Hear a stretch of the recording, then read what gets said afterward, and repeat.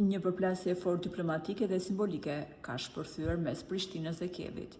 Banderola gjigante Free Ukraine, e cila qëndronte në qendër të kryeqytetit që nga fillimi i konfliktit me Rusinë, është hequr me urdhër të autoriteteve lokale.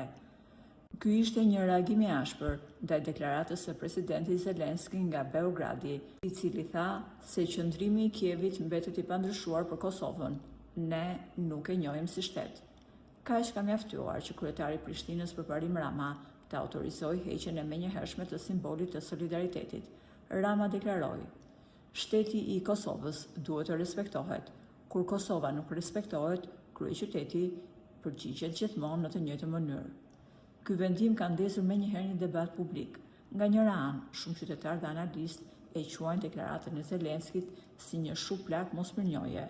Kosova ka qenë nga vendet e para që sankcionoi Rusinë dhe strehoi gazetarët ukrainas.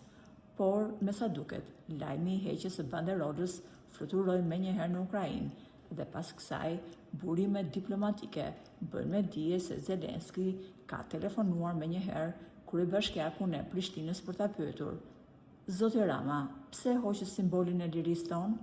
Kosova ka qenë gjithmonë në anën tonë."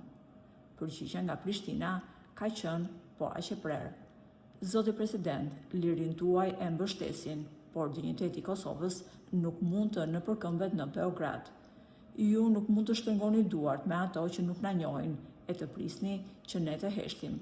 Kosovën ju nuk mund ta trajtoni si monedhë kusuri, për më tepër ju rikujtoj se ne nuk mbështesim në mënyrë të verbër askënd, mbështesim ato që na mbështesim dhe refuzojmë ato që na refuzojnë." Mësohet se Zelenski ka thënë se nuk po e tradhton Kosovën, por po i mban disa qëndrime sepse i duhet të mbijetojë në gjeopolitik. Po ju, çfarë mendimi keni për heqjen e banderolës nga Prishtina? Për më shumë, mund të na lini mendimin tuaj në komentet poshtë videos.